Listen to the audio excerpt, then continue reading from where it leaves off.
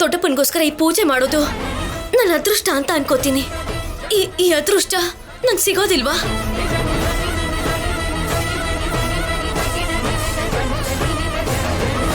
ಅತ್ತೆ, ಚಿಕ್ಕಮ್ಮ, ಏನಾದ್ರೂ ಮಾತಾಡಿ, ಅವ್ರಿಗೆ ಹೇಳಿ. ಅತ್ತಿಗೆ, ಅಣ್ಣ ಅಂದ್ರೆ ಚಾರುಗೆ ತುಂಬಾ ಪ್ರೀತಿ. ಭಾವನವ್ರಿಗೆ ಹುಷಾರಿಲ್ಲ ಅಂದಾಗಿಂದ ಚಾರು ಎಷ್ಟು ನೋವು ಪಡ್ತಿದ್ದಾಳೋ ಹೇಳೋಕ್ಕಾಗ್ತಿಲ್ಲ ಅಕ್ಕ.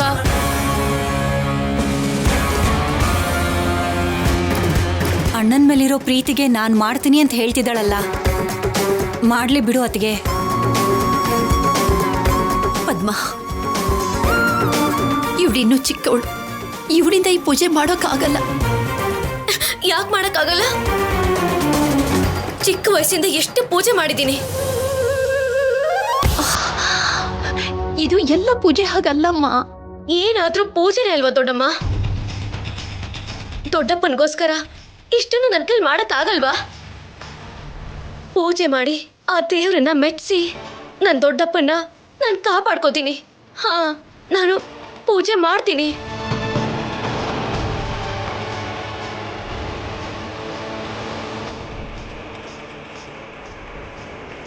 ಮಾಡ್ಲಿ ಬಿಡಿ ಅತ್ತೆ.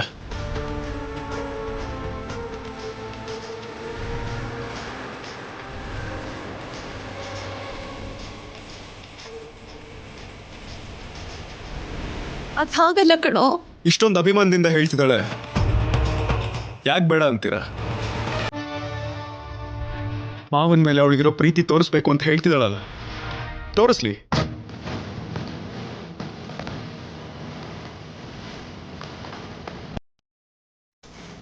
ನಮಗೋಸ್ಕರ ನಾವಲ್ದೇನೆ ಇನ್ನೊಬ್ರಿಗೋಸ್ಕರ ದೇವ್ರ ಹತ್ರ ಬೇಡ್ಕೊಂಡ್ರೆ ಆ ದೇವ್ರು ಕೂಡ ಬೇಡಿಕೆನ ಬೇಗ ಈಡೇರಿಸ್ತಾರೆ ಅಂತ ಹೇಳ್ತಾರಲ್ಲ. ಪೂಜೆ ಅವಳೇ ಮಾಡ್ಲಿ ಬಿಡಿ.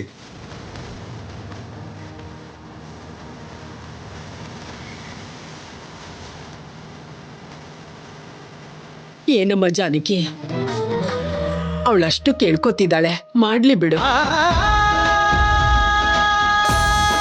ಮಾಡ್ಲಿ ಬಿಡಮ್ಮ, ನಾವು ಮಾಮೂಲಿ ಪೂಜೆ ಮಾಡೋಣ.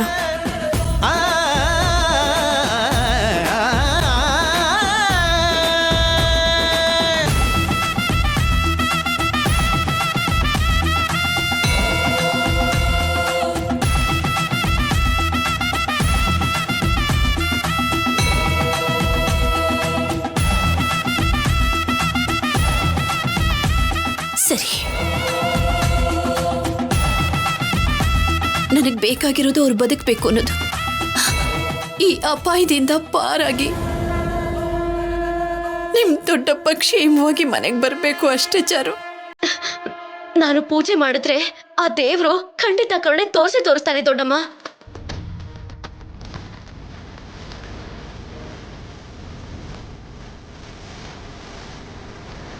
ಅರ್ಚಕ್ರೆ, ನಮ್ ಚಾರು ಈ ಪೂಜೆ ಮಾಡ್ತಾಳೆ.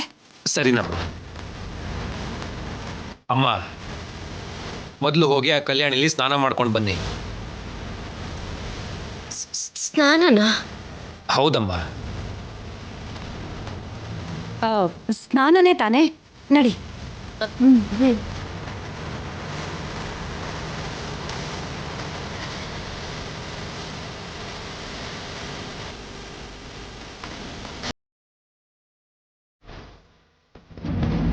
ಅತ್ತೆ, ಲೇ, ನಿಮ್ ದೊಡ್ಡಪ್ಪನ ಹತ್ರ ಒಳ್ಳೆ ಹೆಸರು ತಗೋಬೇಕು ಅಂದ್ರೆ ನೀನ್ ಈ ಕಲ್ಯಾಣಿನಲ್ಲಿ ಇಳಿಲೇಬೇಕು.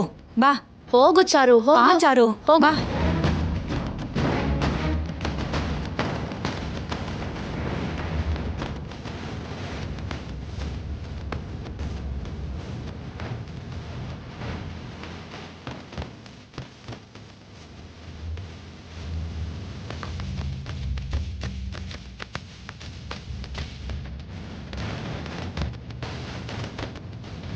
ಮುಳುಗೆ, ನಿನಗೆ ಕೈ ಮುಗಿತೀನಿ, ಮುಳುಗು.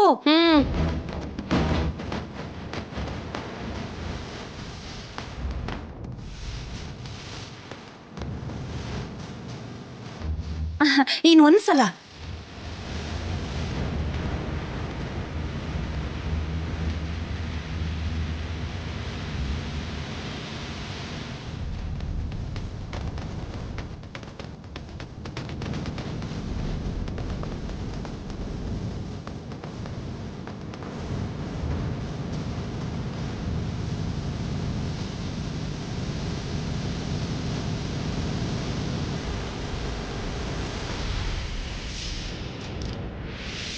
ಓಂ ಗಣಾನಾನ್ತ್ವಾ ಗಣಪತಿಗುಂ ಹವಾಮಹೇ ಕವಿಂ ಕವೀನಾಮುಪಮಸ್ರವಸ್ತಮಂ.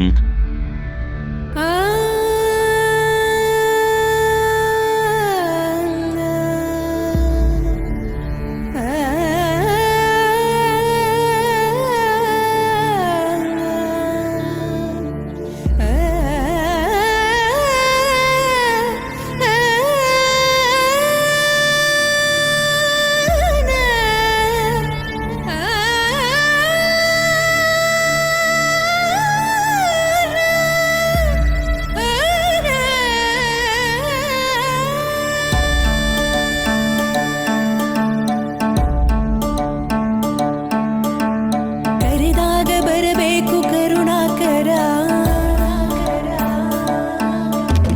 ದಯ ಮಾಡೋ ನೀನೊಮ್ಮೆ ಜಗದೀಶ್ವರ.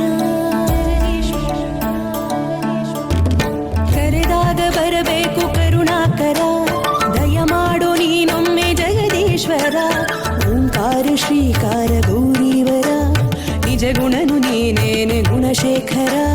ವರದಾಯ ಸಕಲಾಯ ಈಶಾಯ ನಮಃ, ಗುಣಕಾಯ ನಿಯಮಾಯ ಸರ್ವಾಯ ನಮಃ. ವಾಶಿವನೆ ವಾಹರನೆ ಭದ್ರಾಯ ನಮಃ. ಕರೆದಾಗ ಬರಬೇಕು ಕರುಣಾಕರ, ದಯ ಮಾಡೋ ನೀನು ಜಗದೀಶ. ಕೈಯಲ್ಲಿ ಹಿಡ್ಕೋಬೇಕಾ ಪುರೋಹಿತ್ರೆ?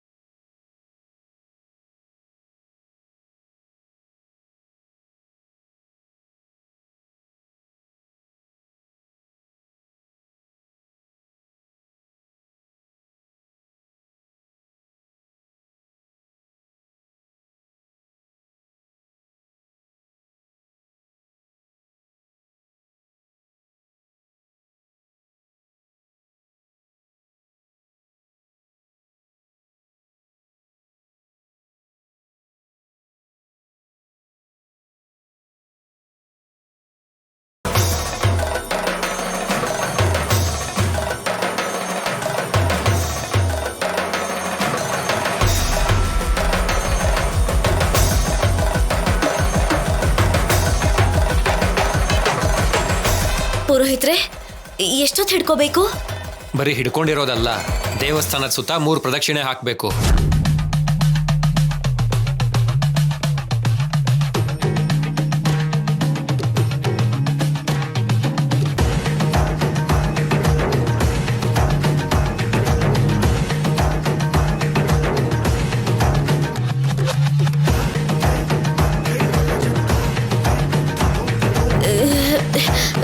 ಸರಿ, ಬನ್ನಿ ಪ್ರದಕ್ಷಿಣೆ ಹಾಕೋಣ. ಅಯ್ಯೋ, ಇನ್ನೂ ಮುಗ್ದಿಲ್ಲಮ್ಮ. ಶೂಲಧಾರಣ ಪೂಜೆಯಲ್ಲಿ ಧರಿಸ್ಬೇಕಾಗಿರೋದನ್ನೇ ನೀವಿನ್ನೂ ಧರಿಸೇ ಇಲ್ವಲ್ಲ. ಏನ್ ಪುರೋಹಿತ್ರೆ ಅದು?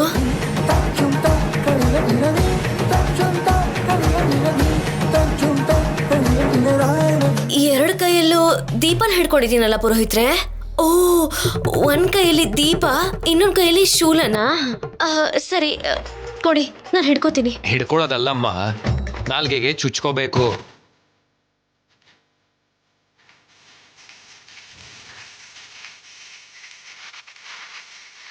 ನಾಲ್ಗೆಲ್ಲ ಹೇಗೆ? ನಾಲ್ಗೆ ಮಡ್ಚಿದ್ರೆ ಅದು ನಿಲ್ಲುತ್ತಾ ಪುರೋಹಿತ್ರೆ? ಹೇಗ್ ನಿಲ್ಲುತ್ತಮ್ಮ? ಅದಕ್ಕೇನೆ ಇದನ್ನ ನಾಲ್ಗೆಗೆ ಚುಚ್ಚೋದು.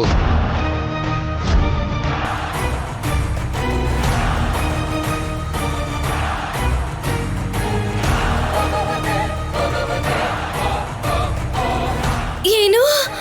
ನಾಲ್ಗೆಗೆ ಶೂಲನ ಚುಚ್ಚಿಸ್ಕೋಬೇಕಾ? ಅಷ್ಟಕ್ಕೂ ಶೂಲನ ನಾಲ್ಗೆಗೆ ಚುಚ್ಚಿಸ್ಕೋಬೇಕು ಅಂದ್ರೆ ಏನು? ಹೌದಮ್ಮ, ಹಾಗೆ ಮಾಡಿದ್ರೇನೆ ಈ ಪೂಜೆ ಫಲಿಸೋದು. ಕಷ್ಟವಾಗಿರೋ ಕೋರಿಕೆ ನೆರವೇರಬೇಕು ಅಂದ್ರೆ ಆ ಭಗವಂತನ ಮುಂದೆ ಇದನ್ನ ಮಾಡಬೇಕು. ಆಗ್ಲೇ ಆ ಭಗವಂತನ ಅನುಗ್ರಹ ದೊರಕಿ ನೀವು ಅಂದ್ಕೊಂಡಿರೋದೆಲ್ಲ ನೆರವೇರೋದು. ಈ ಪೂಜೆ ಅಂದ್ರೆ ಹೇಗಿರುತ್ತೆ ಅಂತ ನನಗೆ ಮುಂಚೆನೆ ಯಾಕೆ ಹೇಳಿಲ್ಲ ಅತ್ತೆ?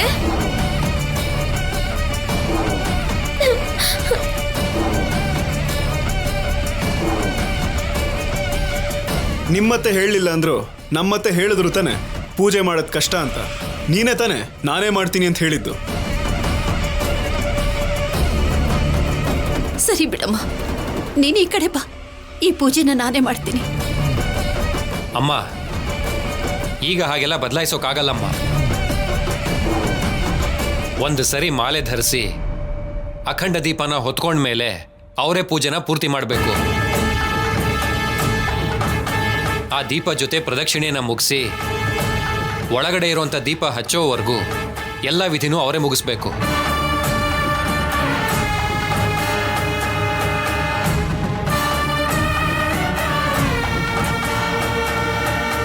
ಇಲ್ಲ ಅಂದ್ರೆ ಯಾರು ಪ್ರಾಣ ಉಳಿಸ್ಬೇಕು ಅಂತ ಈ ಪೂಜೆ ಮಾಡ್ತಾ ಇದ್ದೀರೋ ಅವ್ರಿಗೆ ತೊಂದರೆ ಆಗುತ್ತೆ.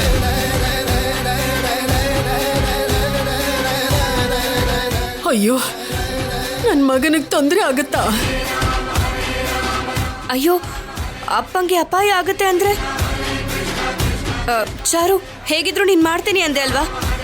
ನೀನೇ ಅದನ್ನ ಪೂರ್ತಿ ಮಾಡಬೇಕು.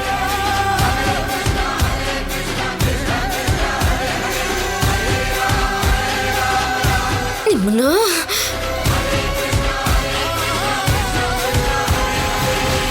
ಸರಿ, ಇದನ್ನೆಲ್ಲ ನಾನು ಹಿಡ್ಕೊಂಡಿದ್ದೀನಲ್ವಾ? ಆ ಶೂಲನ್ ಮಾತ್ರ ನಮ್ಮ ಅತ್ತೆ ನಲ್ಗೆ ಚುಚ್ಚಿ.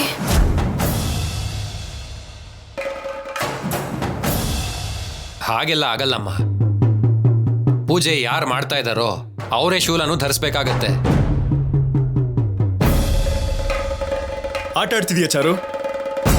ಮಾವನ್ ಪ್ರಾಣಕ್ಕೆ ಅಪಾಯ ಇದೆ ಅಂತ ನೋವಲ್ಲಿದ್ರೆ ಅತ್ತೆ ಬೇಡ, ಪೂಜೆ ನಾನೇ ಮಾಡ್ತೀನಿ ಅಂತ ಹೇಳಿದೆ.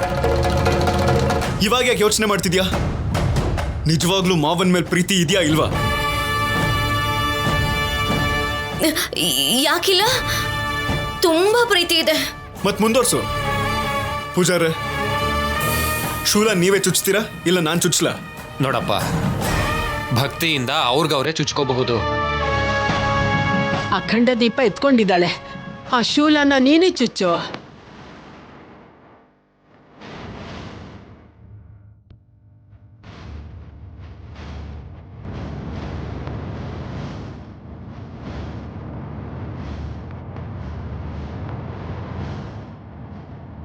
ಚಾರು,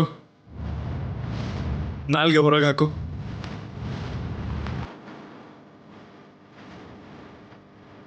ಅಮ್ಮ, ಹಿಡ್ಕೋ.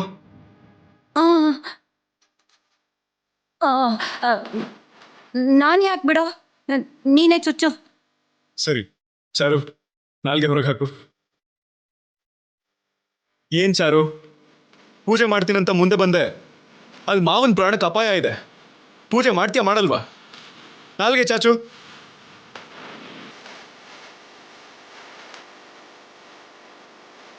ಚಾಚು.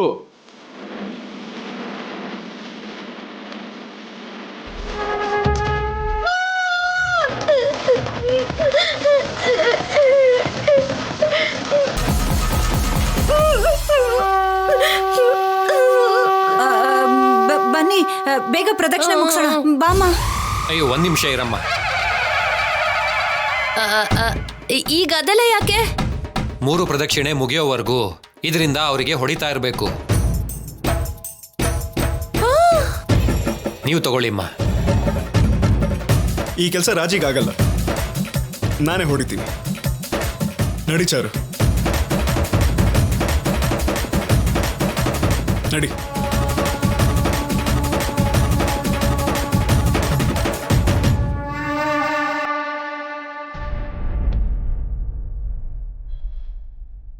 ನಡಿ.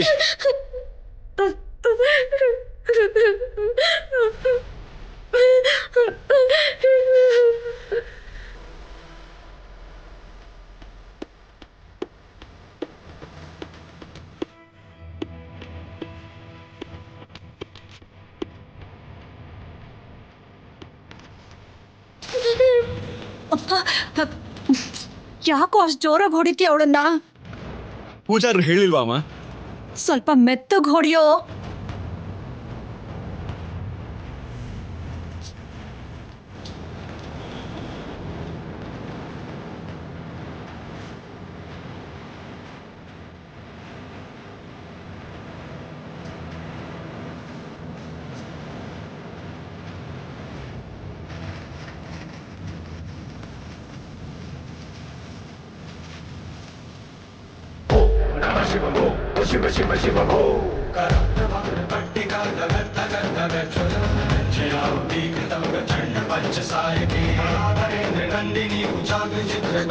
ಭಗವಂತ, ಅವರೇ ನನ್ನ ಲೋಕ ಅಂತ ಬದುಕಿದ್ದೆ. ಈಗ ಅವ್ರಿಲ್ದಿರೋ ಜೀವನನ ನನ್ನ ಕೈಲಿ ಊಹೆ ಮಾಡ್ಕೊಳಕ್ಕೂ ಆಗ್ತಿಲ್ಲ ತಂದೆ.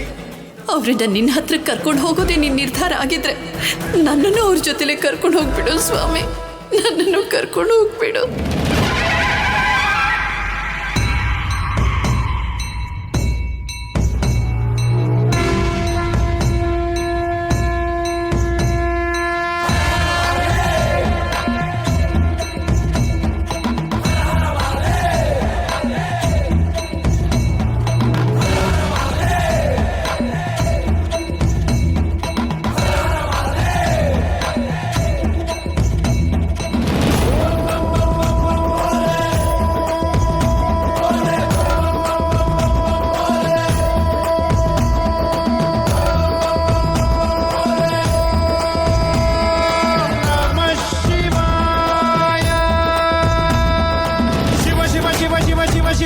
ಶಿವ ಶಂಕರ ಹರ ಹರ ಶಿವ ಶಿವ ಶಿವ ಶಿವ ಶಿವ ಶಿವ ಶಿವ ಶಿವ ಶಿವ ಶಿವ ಶಿವ ಶಿವ ಶಿವ ಶಿವ ಶಿವ ಶಿವ ಶಂಕರ ಹರ ಹರ ಮೃತ್ಯುಂಜಯಾಯ ಧರ್ಮಚ್ಚರಾಯ ಸರ್ವಂ ಶಿವಾಯ ಸಂಭೂತನೆ ವೀರಭದ್ರಾಯ ನೀಲಕಂಠಾಯ ಮಹಾದೇವಾಯ ಸಕಲೇಶನೇ ಪರಮೇಶ ಜಗದೀಶ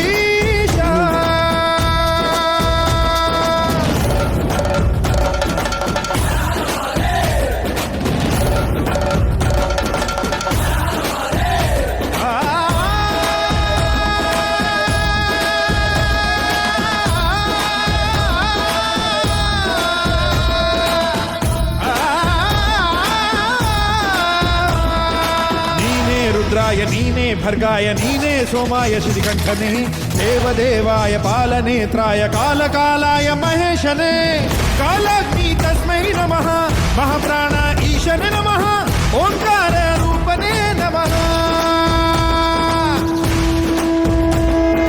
ಶಿವ ಶಿವ ಶಿವ ಶಿವ ಶಿವ ಶಿವ ಶಿವ ಶಿವ ಶಂಕರ ಹರ ಹರ ದೊಡ್ಡಪ್ಪ, ಶಿವ ಶಿವ ಶಿವ ಶಿವ ಶಿವ ಶಿವ ಶಿವ ಶಿವ ಶಂಕರ ಹರ ಹರ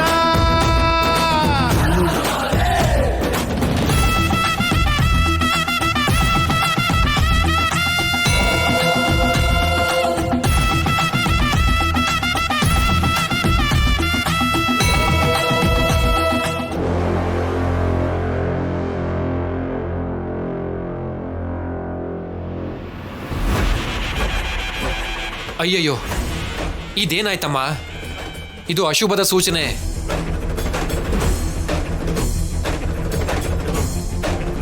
ಒಳಗಡೆ ದೀಪ ಹಚ್ಚೋಕ್ಕೂ ಮುಂಚೆನೆ ಅಖಂಡ ದೀಪ ಹೀಗೆ ಬಿದ್ದೋಯ್ತು ಅಂದ್ರೆ ಸ್ವಾಮಿಗೆ ನಿಮ್ಮ ಕೋರಿಕೆ ಇಷ್ಟ ಆಗ್ಲಿಲ್ವೋ ಅಥವಾ ಈ ಹುಡುಗಿ ಮಾಡ್ತಿರೋ ಪೂಜೆ ಇಷ್ಟ ಆಗ್ಲಿಲ್ವೋ? ನಿಮ್ಮ ಶೂಲಧಾರಣ ಪೂಜೆ ಅಪೂರ್ಣವಾದಂತೆ. ನೀವು ಅನ್ಕೊಂಡಿರೋ ಕೋರಿಕೆ ಈಡೇರಲ್ಲ ಅಂತ ಭಗವಂತ ಸೂಚಿಸ್ತಾ ಇದ್ದಾರೆ. ಯಾವ ಪ್ರಾಣಕ್ಕೆ ತೊಂದರೆ ಆಗಬಾರ್ದು ಅಂತ ನೀವು ಈ ಪೂಜೆ ಮಾಡ್ತಾ ಇದ್ದೀರೋ ಆ ಪ್ರಾಣನು ಈ ದೀಪ ತರ ಆರ್ ಹೋಗುತ್ತೆ ಅನ್ಸುತ್ತೆ.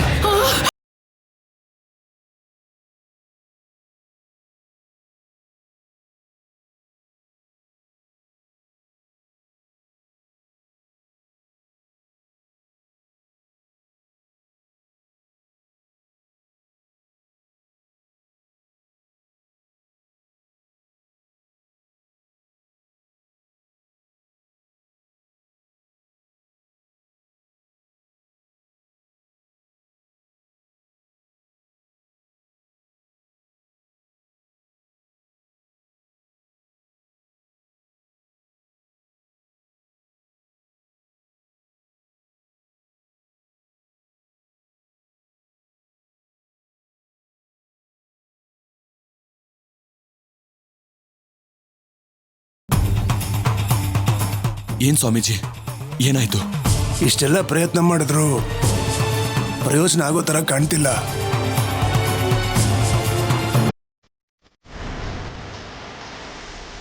ಹಾಗೆ ಹೇಳ್ಬೇಡಿ ಸ್ವಾಮೀಜಿ. ಇರೋ ನಿಜಾನ ಹೇಳಲೇಬೇಕಲ್ಲ. ಕಚ್ಚಿರೋದು ನಾಗರ ಹಾವು. ನೀವಿಲ್ಲಿ ಕರ್ಕೊಂಬರೋ ಹೊತ್ತಿಗೆ ಶರೀರದಲ್ಲಿ ವಿಷ ಪೂರ್ತಿಯಾಗಿ ಆವರಿಸ್ಕೊಂಡಿದೆ. ನಾನು ನಿಮ್ಮ ನೋವನ್ನು ನೋಡ್ಲಾರ್ದೆ ನನ್ನ ಪ್ರಯತ್ನನ ನಾನು ಮಾಡಿದ್ದೀನಿ. ಗುರುಗಳೇ, ಎಷ್ಟೋ ಜನರ ಪ್ರಾಣನ ಕಾಪಾಡಿದೀರ ಅಂತ ಈ ಊರವರೆಲ್ಲ ತುಂಬಾ ಜನ ಹೇಳಿದ್ರು. ಇನ್ನೊಂದು ಸಲ ಯೋಚನೆ ಮಾಡಿ ನೋಡಿ, ನಿಮ್ಮ ಅನುಭವದಲ್ಲಿ ಯಾವುದೋ ಒಂದು ದಾರಿ ಸಿಗುತ್ತೆ. ಮನುಷ್ಯನಾಗಿ ನಾನು ಮಾಡಬೇಕಾಗಿರೋ ಪ್ರಯತ್ನನ ನಾನು ಮಾಡಿದ್ದೀನಮ್ಮ. ಇನ್ನು ನಾನು ಮಾಡುವಂಥದ್ದು ಏನೂ ಇಲ್ಲ. ಗುರುಗಳೇ, ಇವರು ನಮ್ಮೂರಿನ ಜನರಿಗೆ ದೇವ್ರು ಗುರುಗಳೇ.